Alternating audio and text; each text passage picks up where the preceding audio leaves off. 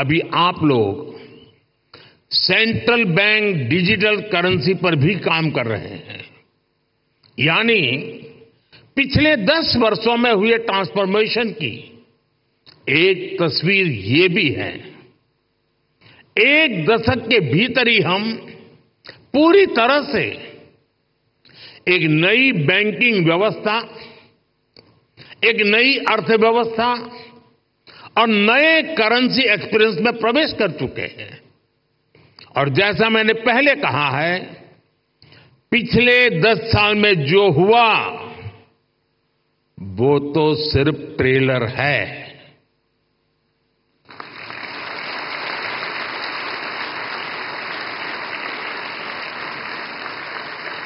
अभी तो बहुत कुछ करना है। अभी तो हमें देश को बहुत आगे लेकर जाना है। साथियों, बहुत जरूरी है कि हमारे पास अगले 10 साल के लक्ष्य बिल्कुल स्पष्ट हो। हमें मिलकर अगले 10 साल में डिजिटल ट्रांजैक्शन की संभावनाओं को विस्तार देना होगा। हमें कैशलेस इकोनॉमी से आ रहे इन बदलावों पर नजर भी रखनी होगी। हमें फाइनेंशियल इंक्लूजन और एम्पावरिंग एफर्ट्स को भी और बेहतर करना होगा। साथियों, इतनी बड़ी जनसंख्या की बैंकिंग नीड्स भी अलग अलग हो सकती है।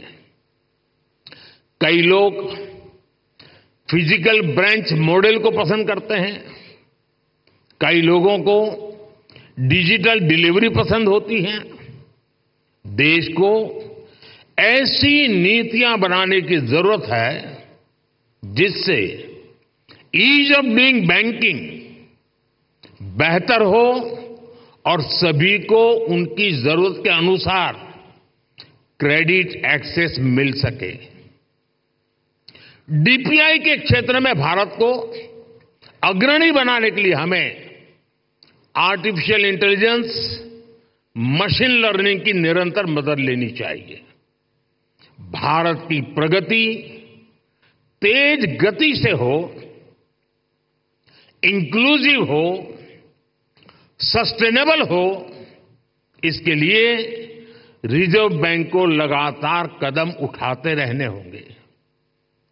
एक रेगुलेटर के तौर पर आरबीआई ने बैंकिंग सेक्टर में रूल बेस्ड डिसिप्लिन और फाइनेंशियली प्रूडेंशियल प्रैक्टिसेस को सुनिश्चित कराया है।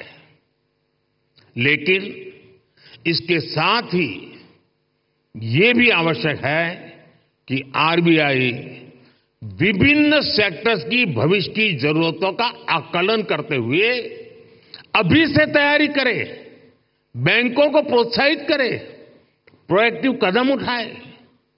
मैं आपको विश्वास दिलाता हूं कि सरकार आपके साथ है।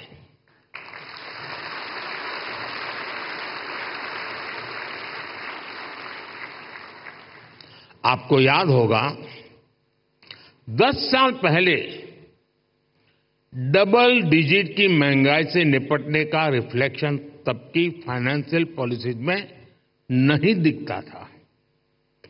इससे निपटने के लिए हमारी सरकार ने रिजर्व बैंक ऑफ इंडिया को इन्फ्लेशन टारगेटिंग का अधिकार दिया।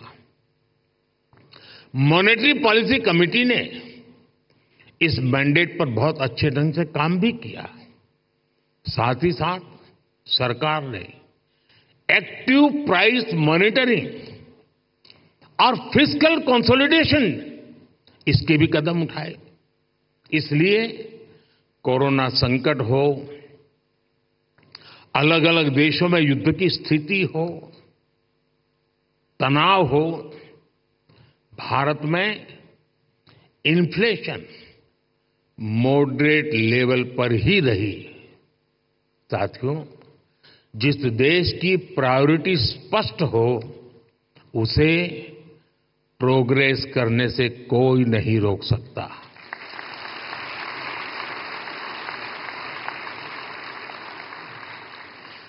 हमने कोरोना के दौरान फाइनेंशियल प्रूडेंस की चिंता भी की और सामान्य नागरिक के जीवन को भी सर्वोच्च प्राथमिकता दी। यही वजह है कि भारत का गरीब, भारत का मिडिल क्लास उस आपदा से उबरकर अब अर्थव्यवस्था को गति दे रहा है। दुनिया के बड़े बड़े देश जहां अभी तक उस झटके से उबरने की कोशिश कर रहे हैं, वहीं इंडियन इकोनॉमी नए रिकॉर्ड बना रही है।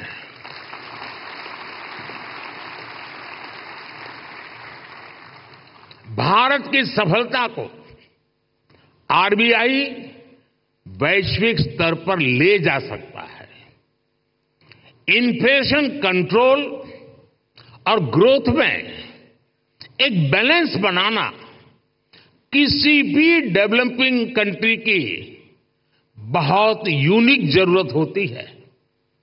इससे निपटने के लिए कौन कौन से मॉनेटरी टूल्स हो सकते हैं, इसके बारे में सोचना बहुत आवश्यक है।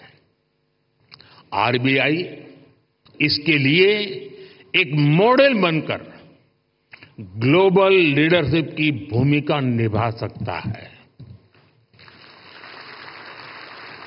और ये बात मैं 10 साल के अनुभव के बाद कहता हूं, और ये बात दुनिया को निकट से जानने समझने के बाद कह रहा हूं। और इससे पूरे ग्लोबल साउथ को बहुत बड़ी मदद मिल सकती है। फ्रेंड्स, अगले 10 साल के टारगेट तो तय करते हुए हमें एक बात और ध्यान रखनी है, वो है भारत के युवाओं की एस्पिरेशंस। भारत आज दुनिया के सबसे युवा देशों में से एक है। इस युवा एस्पिरेशंस को पूरा करने में आरबीआई का अहम रोल है। बीते 10 साल में सरकार की पॉलिसीज की वजह से नए नए सेक्टर्स बने हैं। इन सेक्टर्स में देश के युवाओं को नए अवसर मिल रहे हैं।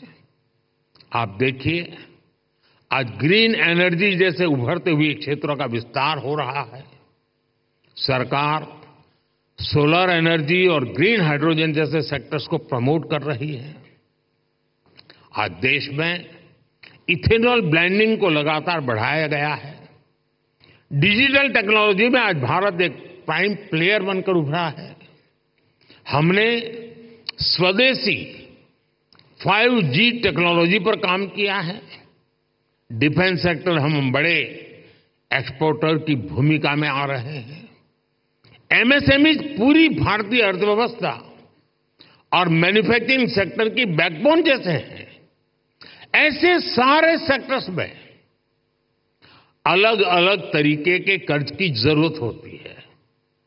कोरोना के समय हमने एमएसएमई सेक्टर के लिए जो क्रेडिट गारंटी स्कीम बनाई, उसने इस सेक्टर को बहुत बड़ी शक्ति दी थी।